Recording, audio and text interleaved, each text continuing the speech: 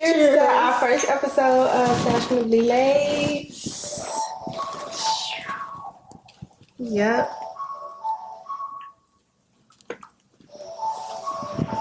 What's in your cup?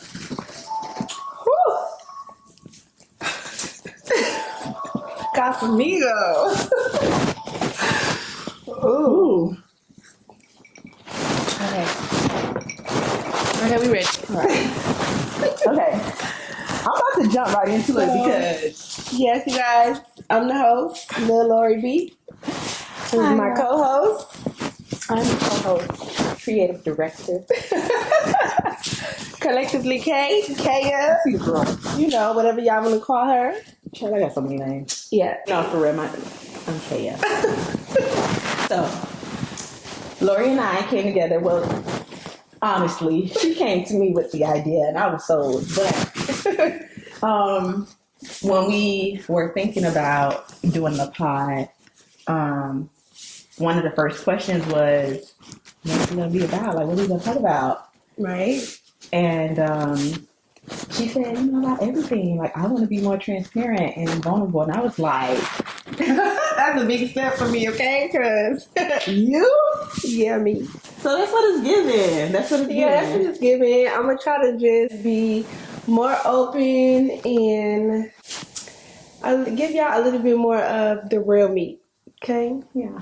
I love that for her. That's a big step. That y'all don't know, but that's a big step for her. So I'm excited. We hope this journey takes us very far. We're going to bring the vibes. For sure. We're going to bring the dreams. For sure. We might bring the tears. For sure we're going to bring the laughter because we both goofy. But I'm going to try to make her cry, y'all. And we just going to see where it goes. No, I'm not trying I'm to hard cry, but I want her. I'm hard about I want her to be what she told me she was going to be. Vulnerable, transparent. You can be vulnerable without tears. I'm just a crybaby. I don't know. But I'll be crying. Maybe you is. I'll be crying, girl. I'll be crying, but in the shower. You see what I'm saying? You see what I'm saying? When nobody gonna know I'm crying. And it's just me. Let's get into it. Okay, let's get into it. First of all, how do you think people are gonna feel about this? Honestly, like first of all, you already know that it's certain people that feel like we not supposed to be here. Yes. As a unit, as a friendship. For sure. Because, we done been through some things. You know what? Let's unpack that. Let's unpack that. We done been through some things. Yes. So I feel like a lot of people are going to have a lot to say. Yeah. Not that we give a fuck. Anyway. Off the record. You know what? Time heals.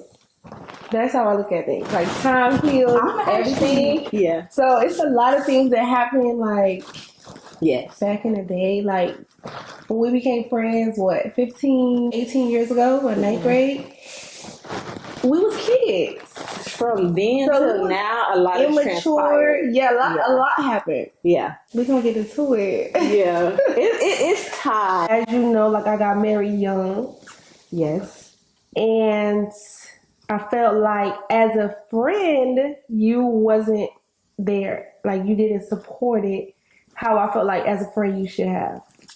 Yeah. It was people that I felt like I had just met 3 years ago that was like hands-on, that supported it more than you. And they were involved. Yes. Like, they were a part of everything and you were missing. And it was just like... So when people used to make the comments like, oh, now you see who your friend is, you know what I'm saying? Like, not gonna lie, that kind of played a part. You know what I'm saying? And like, mess with my head because it's like, damn, like, this is something that I possibly can't get back. Right. So how do you make it right? So that's why I always live by time heals. Because honestly, an apology or whatever it is won't really make it right because it happened. It's over with. And, oh, Lord, God been working on me because I used to be the type of person that I hold grudges. So I feel, but me, my grudge was normally like, if you wrong me, I'm not fucking with you no more. Like, that's what it used to give.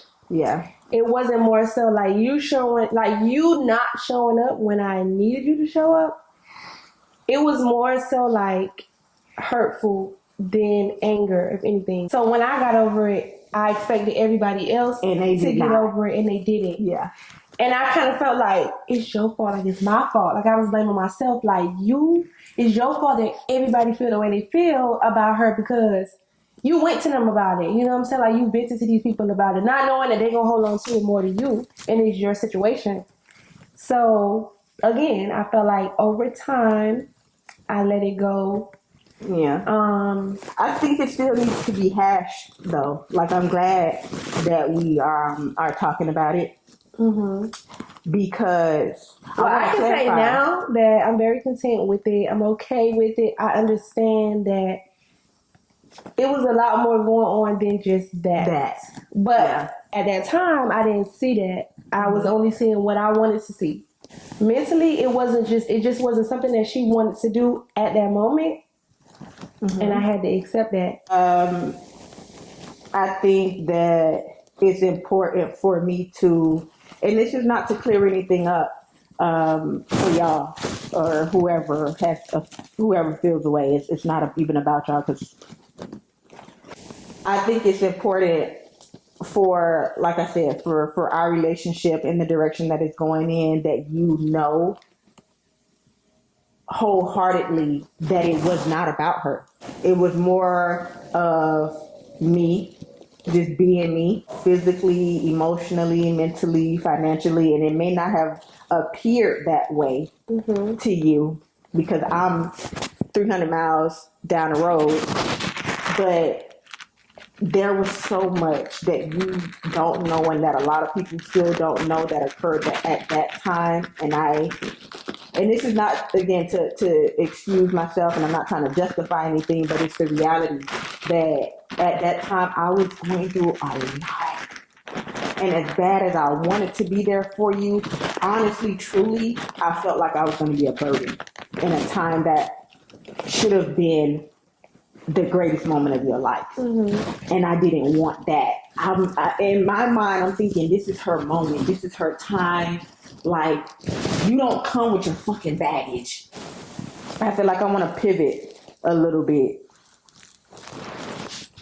So I want to know, right now at 30, how do you feel you've changed as a person to maintain your image and your lifestyle as a wife and a mom?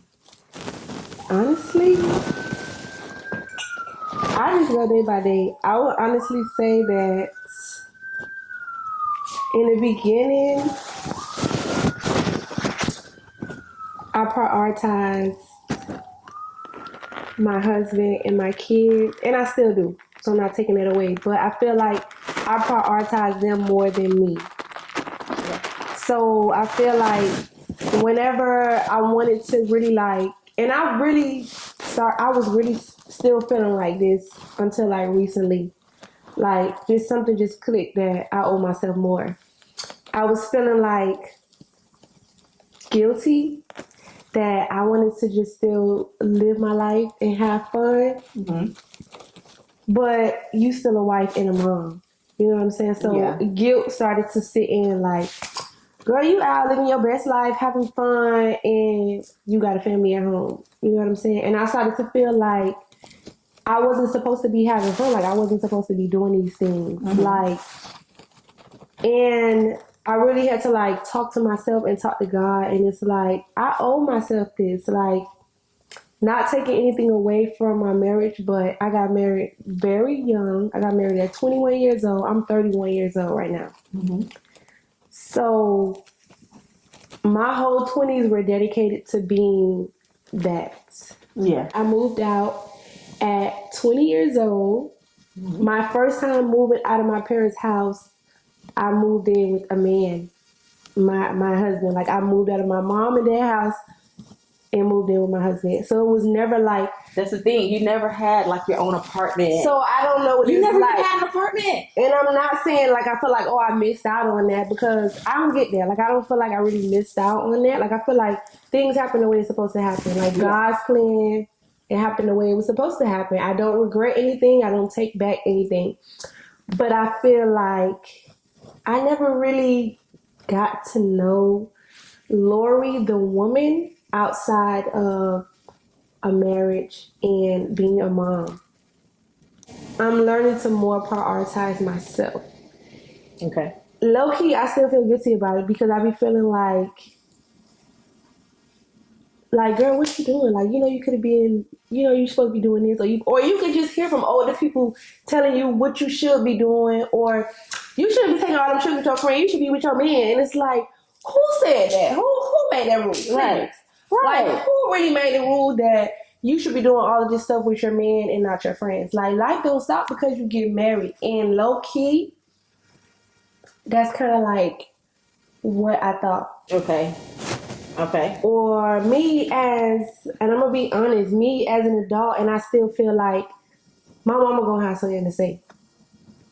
And as crazy as it may sound, why do I feel like that? Like, I'm a grown woman. I think because you've been conditioned this way for so long. And it's like, although me and my mom have like the best relationship, like we like the best of friends, and I feel like I could talk to her, I also feel like she holds you in such high regard. And this is us. We are conquering, baby, of a cocktail. We overcoming it. These are things that I think about to myself. Like, even when I'm like living my best life or having fun, it be like in the back of my mind feeling bad. Like, girl, you need to be home with the kids. And it's like, girl, them kids is okay. Because kids with the grandma or kids with the daddy, they good. I actually just had this conversation with Katie last night, my sister. And she was getting on me because, well, she always does. My little big sis, baby. Because I was telling her, I said, me and Laura, we doing this thing, and tomorrow a big day, and like, this is it. Like, this is my moment. Like, I'm getting my life back. Like I'm gonna take off from here. Like, we're going up. And I was like, yo, we're going on a trip, and after that, I'm gonna book another trip. I don't know where I'm going. I'm gonna just book a trip. Like, we out. Because I'm not even married, y'all. But I am a serial dater. Mm-hmm. Bad.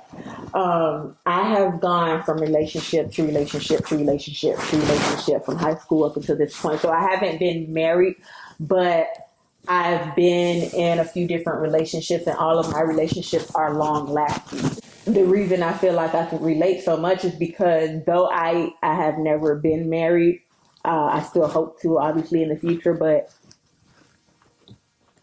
I get in relationships and act as if I'm married. Mm-hmm. Every time. And I want to be a wife to everybody, and my sister be getting on me. She be like, girl, you be trying to wife everybody. Some niggas don't deserve that. And I will piggyback off of that. I'm glad Katie told you that. I will piggyback off of that. I feel like you get in relationships and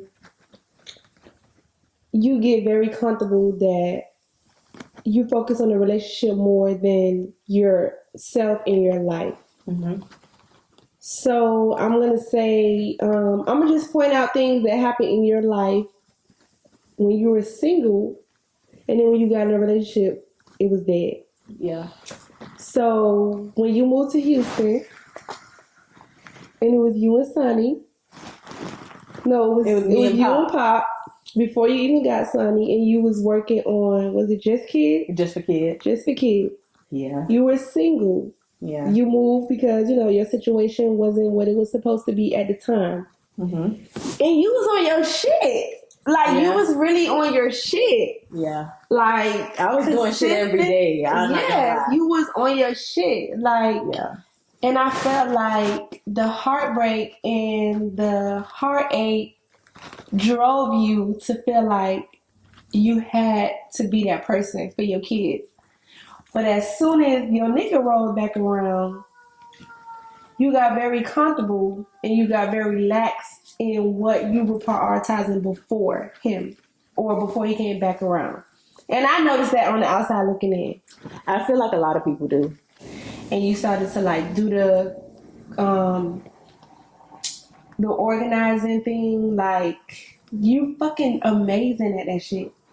Like, you really good at that. Like, I don't got no motherfucking pages for that. I'm gonna just throw some shit out, make it look clean, make it look good, and I'm out. Like, I'm not gonna sit here and match gene for gene and color for colors, but you was like a master at that shit. Like it was just like a skill. Like it came so easy. Like you could knock it out so quick. Like shoe coordination.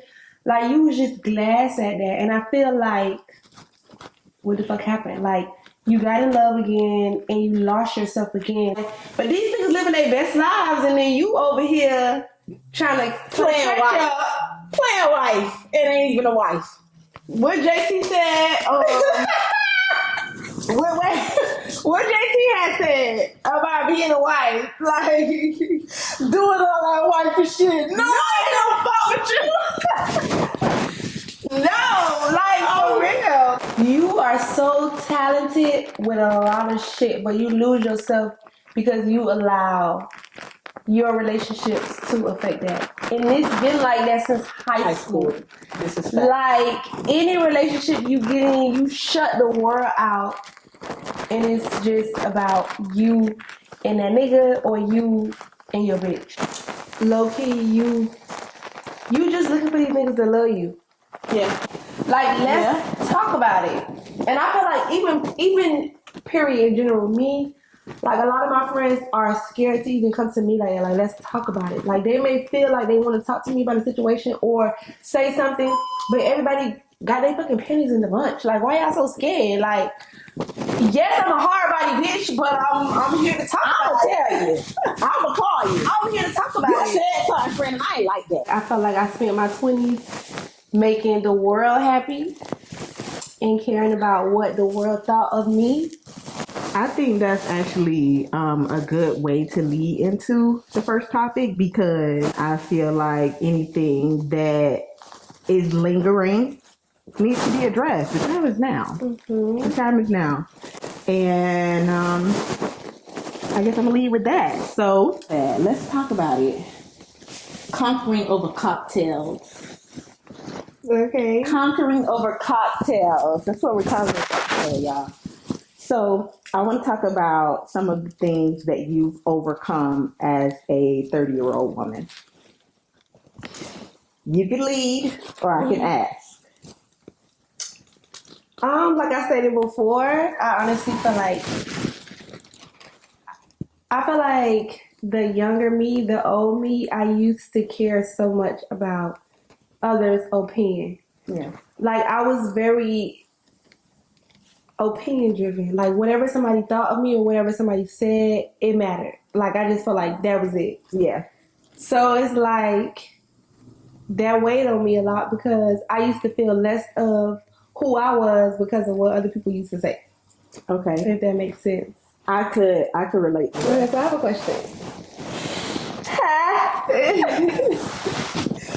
Okay, so it's kind of like a 2-part, 3-part question, so you gotta hear me out. Okay? Okay. Oh, she stressed me out. Okay, what is your biggest flaw that you feel like you've abandoned over time, Okay. but feel you should pay more attention to? That is actually pretty good. So first question is, what is your biggest flaw that you feel like you've abandoned for so long? But now in your 30s or now as an older adult, you feel like you should have paid more attention to?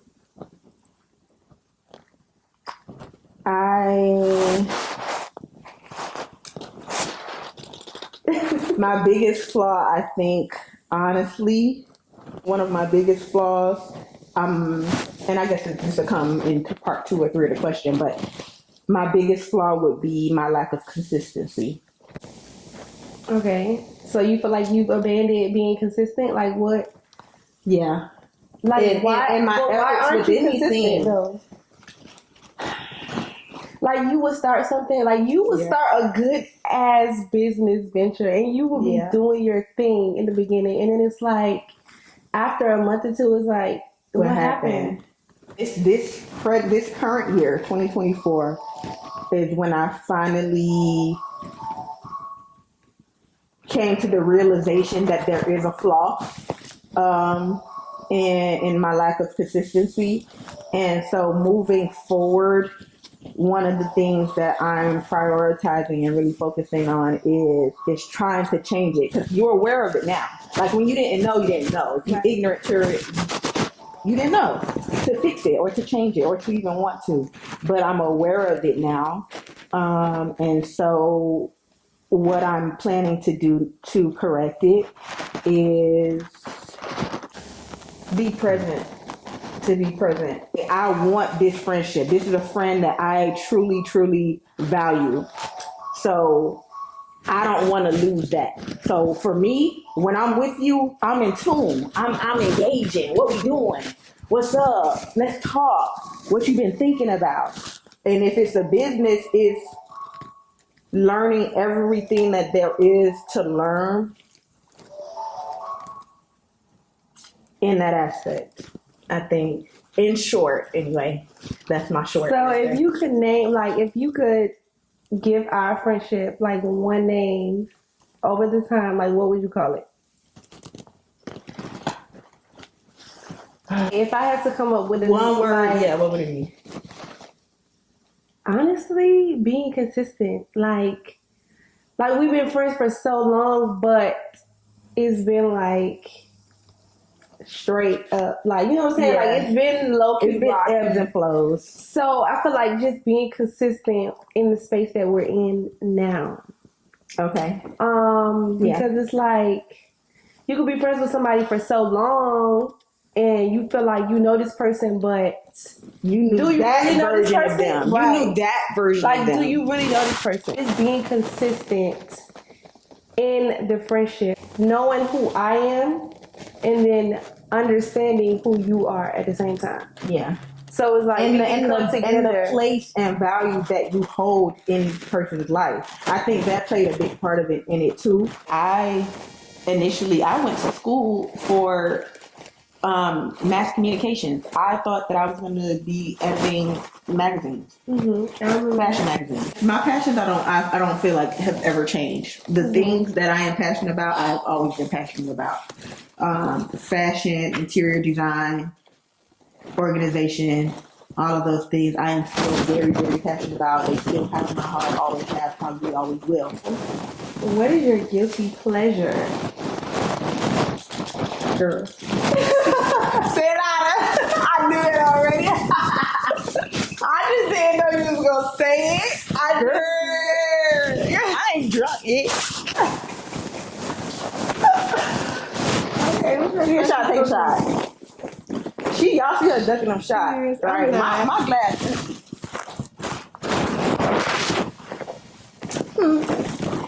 Okay. I thought this was fun. Why do you feel qualified to be a personal stylist? Oh, okay. Damn, that's a great question though. Why do I feel qualified? I think, well, I'm not gonna say I think. I know fashion and I know separate pieces. I feel like a lot of times people are conditioned to matchy or sets or things like that, and I feel like I can devour a look in my head, put it together on a mannequin, and then make it come to life in a person. So I feel like when you got that type of skill, and for so long, it took me a long time to really like find my self-style, if that makes sense. Mm-hmm. So, because I always felt like I was into fashion, I always dressed, like my mom always, I'm the only girl, so I always dressed nice, I always knew like things that I liked in style and fashion, but not your personal style. Right. Okay. So once I became an adult, I would say more so the age of 25 and up, I started to find my own style. Like, it was no more dressing off of a mannequin. It was going into a store and putting things together, doing it multiple times for multiple people. And I felt like, girl, you got this shit. You know what I'm saying? Like, you could do this. Once I mastered dressing myself and the compliments that I got and things, people was like, oh, that's cute. Mm-hmm. I was like, and people was asking me like, oh, help me get a look. So it was like, this is confirmation. Mm-hmm. So I just ran from there. The craziest thing is that off of the humbug, like I was in Sac one day, like I was talking to one of the guys, and he was just like, "Oh my god, you is so cute!" Like he was, and he was like, "Oh, you is so tea, like you is cute, you is dressed, like we love it." And he was just like, "We need a stylist on our team because they don't be knowing how to dress our mannequins." And it was just like a light bulb went off. Okay. So What happened? Didn't ask him. What happened? I didn't ask him like, what can I do to be part of the team or anything. I just did my research, and it was just like, I went on LinkedIn and I saw that Saks was hiring for a stylist. So before anything, I went to my mom because, as you know, we run a business. Yeah. So before anything, I got to consider our business because that's the main source of income. This is my life. So I can't take away from this to just follow a dream without knowing, like, I'm going to be good over here. Yeah. So I remember it like it was yesterday. I had a conversation with my mom, and I was so nervous because I just thought she was going to downplay it. I don't know why, but I just thought like she was going to feel like, no, you need to be in the center room. We need to be over here. But she was just like, go for it. And when I say I bust out crying because I didn't expect that. Yeah. Like, I really thought she was going to say, well, how you going to work at it home and do that? Like, how you going to do both? But I didn't get that. I got, go for it. So, I remember I applied, and I got an email back that they wanted to interview me. And I was so nervous because I'd never been on a real interview. I know. So I had to Google, like, the type of questions that they ask or things like that because I didn't know. Like, of course, I had a resume or whatever. But I didn't know, like, what they were going to ask me, like, what they were going to expect from me because, of course, out the gate, I started working in my family's business. Mm-hmm. So I never had to, like, be corporate with outside world. I never had to be interviewed by somebody that I didn't know. So it was just prayer. And I went to the interview, and I was teased. Like, I dressed my part. She was on time. I was. The girls be fashionably late, but she was on time that time. I was getting like, he fucking with me because of the questions he was asking me. And when I say, like, right off the bat before I left the interview, he told me, like, we were going to be calling you. So I was excited until I got there. And it wasn't what I thought. Yeah. Okay, so I feel like we're going to get into, girl, why you never ready? And a lot of people may not know really what that means. Like, girl, why you never ready? Because people may think, like, dressing wise or being late to an event or whatever, but it's deeper than that. So the real reasons why women feel like they're not ready for a certain thing, whatever that thing may be, it could be fear of perception or obsession over perfection. So I'm gonna ask you, girl, why are you never ready? I feel like it's 50% of both. It's 50% I feel like we're never of gonna be ready. The fear of perception, and also this obsession with perfection. Mm-hmm. I think that both of them, either way, though. I feel like everybody want to be perfect in some aspect. Yeah. And because we push for perfection so much, we fall short in other ways. And then we feel like we are not ready. Like, because nothing I'm not ready because it's not perfect. Right. Like, even us, up to this episode. Like, remember I told you the other day, like, we just overthinking it. Like, we doing too much. Yes. And we in our head about it. And it's not even that deep. And it took for me to, like, sit back and be like, girl, it's not that deep. And that's why I text you, like, girl, we is this. And I said, I think we trying to get everything perfect and we need to relax. Right. And just let it flow. Yeah. We come back to that point. You care about what other people going to say. But honestly, I'm content with myself, baby. I know if an event started at 2 o'clock, I'm going to get there at 3. Like, I'm going to be late. So, girl, why you never ready? Because, listen, I had to try to get it perfect. And I had to think about, And if it's not perfect, how y'all gonna be looking at me? That's really what it is. Yes. How am I show up? How am I gonna show up? How am I gonna be perceived when I get there? So I feel like I have to show up on my top tier shit, and I have to show up as my best self. That's the fear of perception. But I also feel like that, and this may be from the people around you, it may be from family, and it also might just be you in your head again, that you feel like you have to live up to the standard that was put in place for you. Mm-hmm. I agree with that. I do think that. And I feel like a lot of people expect so much from me, from little old me. And if I don't perform the way people expect, I'm looked at as less than or failure. Yeah. But when it's like my own self, like, girl, you on your shit, like what?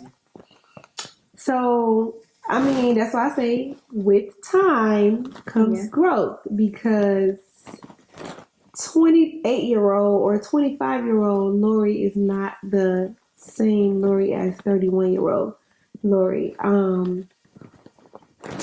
I hate to say it, but I don't care. I don't care how you feel about me. I don't care what you think. I don't care what you expect. You're going to get what you get at this point. If you aren't comfortable with yourself as a grown adult, like, you're never living your life wrong. This is us, y'all. We conquering over cocktails. I am in agreement with her. I'm showing up, and I'm showing up on time, because this is who I am, this is what I'm wearing, this is what I bring to the table, and you're going to take it or you're going to leave it there. Mm-hmm. That's my take on it. So a segue, because I kind of wanted to ask you this, and this is my last question. Mm-hmm. So, is it easier to cope with loss or death, so it's either or, because of your profession? No. Okay. Absolutely not. Since I've been in the field, I've lost two people that was very close to me. I lost my little cousin Jada. She was 8. And I lost somebody that was like very, very close to me, Shamel. Yeah. Both cousins, but one was my cousin's child and one was my first cousin. So neither of the experiences were easy. A lot of people feel like, oh, could you deal with it all the time? Like, it's used to it, but it hit when it hit home, it hit home. We conquering y'all over cocktails. Cheers. I think this kind of concludes episode 1 on conquering over cocktails. I told y'all we do. But we love y'all. Thank you so much for tuning in. I love you. Thank you for the opportunity. I'm so excited. What y'all want to speak? What y'all feel like we were supposed to back on?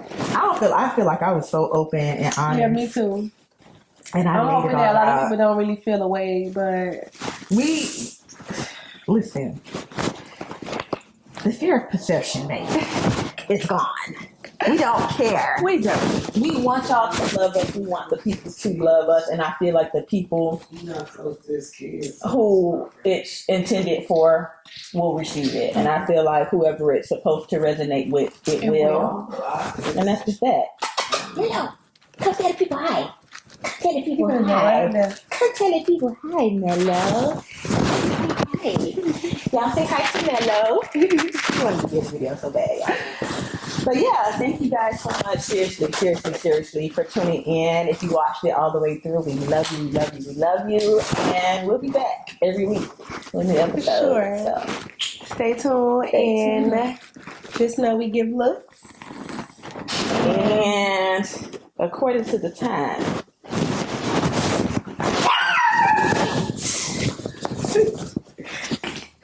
That Mellow ended it with that bar.